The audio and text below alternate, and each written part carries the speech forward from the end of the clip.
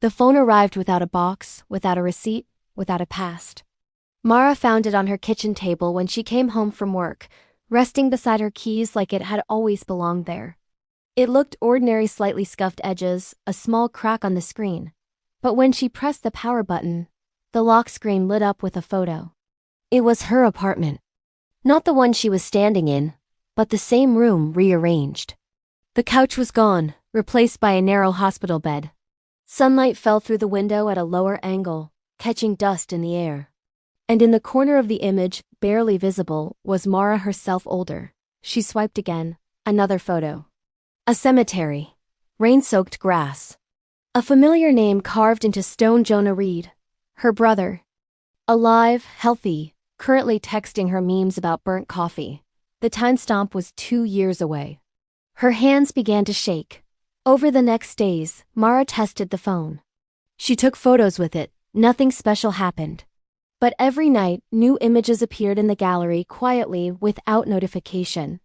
Futures that crept closer. She saw herself signing divorce papers she hadn't imagined needing. A burnt-out house with fire trucks parked crookedly in the street. A photo of her holding a baby with Jonah's unmistakable smile, taken just weeks after the image of his grave. Some photos were small and tender. Her mother laughing at a picnic that hadn't yet been planned. Others were unbearable. Mara tried to fight it. She warned Jonah to be careful, begged him not to drive at night, not to take risks.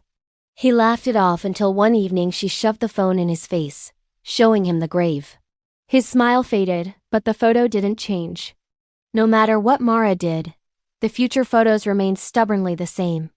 Until one night, she opened the gallery and found something different. A new image had replaced the cemetery.